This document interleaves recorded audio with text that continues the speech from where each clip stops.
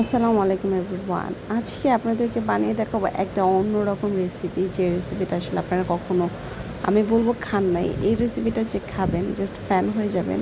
তেমন কিছু না, ঘরোয়া কয়েকটা ইনগ্রিডিয়েন্টস দিয়ে কিন্তু হয়ে যাবে। বেগুন আর লইট্টা শুটকি, এগুলো দিয়ে জাস্ট বানিয়ে ফেলবো, এত মজার একটা খাবার। তো আমরা বেগুনগুলোকে এরকম মোটা মোটা বড় বড় করে কেটে নিলাম, আর লইট্টা শুটকিগুলো কেটে নিলাম। কেটে নেওয়ার পর আমি চুলাতে একটা পাতিলে পানি দিলাম, সেই পানিতে আমি বেগুনগুলো সেদ্ধ করতে দেবো।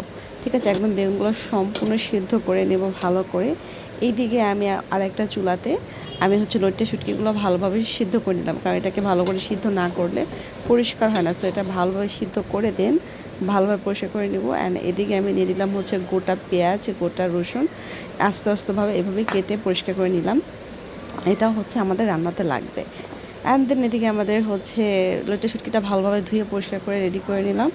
এরপর আমাদের বেগুনটা ভালোভাবে সিদ্ধ হয়ে গেছে। সিদ্ধ হওয়ার পর এটা পানিটা, এক্সট্রা পানিগুলোকে ছেঁকে নিলাম। অ্যান্ড দেন এটাকে ভালোভাবে চটকে নিব। জাস্ট যেভাবে আমরা বেগুন ভর্তা বানাই, সেই ভর্তার মতো করে ওরকমভাবে একদম মিশিয়ে নেব। একদম ওইভাবে গলিয়ে নেওয়ার পর আমাদের চুলায় চলে আসলাম। মেইন যে আমাদের কাজ সেটা করতে দিয়ে দিলাম তেল। তেলের মধ্যে দিয়ে দিলাম লইট্টা শুটকিটা সিদ্ধ করা। লইট্টা শুটকিটা অবশ্যই ব্রাউন করে ভেজে নেবেন। দেন দিয়ে দিলাম আস্ত পেঁয়াজ, আস্ত রসুন, এগুলো একটু সময় নিয়ে ভেজে নেব।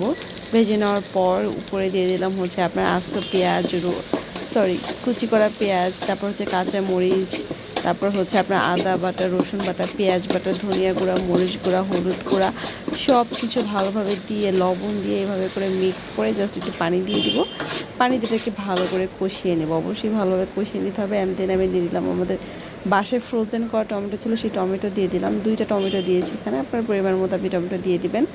অ্যান্ড দেন দিয়ে দিলাম সেই আমাদের সিদ্ধ করা বেগুনটা। এবার বেগুনটাকে ভালোভাবে মিশিয়ে নেব। আর এখানে আমরা এক্সট্রা কোনো পানি ইউজ করব না, জাস্ট এইটা দিয়ে আমাদের বেগুনটা হয়ে যাবে। অবশ্যই একটু সময় নিয়ে চুলার জালটা লো করে এই পর্যায়ে নাড়তে হবে। নাড়তে নাড়তে যখন দেখবেন আপনার তেলটা ছেড়ে দিয়েছে, ঠিক ওই পর্যায়ে লবণ চেক করে জাস্ট উঠিয়ে ফেলবেন। অ্যান্ড দেন রেডি এত মজাদার একটা বেগুন রেসিপি। মানে এইটা যে খাবে সে জাস্ট অবাক হয়ে যাবে, এটা এত মজার, এত টেস্টি হয়। অবশ্যই শুটকিটা দিবেন। শুটকিটা দেওয়ার কারণে এটা স্বাদ আরও 3 গুণ বেড়ে যায়।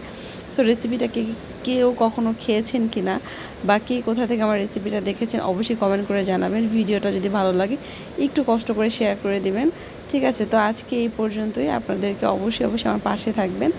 অ্যান্ড অবশ্যই আরেকবার অনুরোধ রইল, যদি ভিডিওটা ভালো লাগে একটু শেয়ার করে দেবেন। আজকে এই পর্যন্তই। আল্লাহ হাফেজ, আসসালামু আলাইকুম।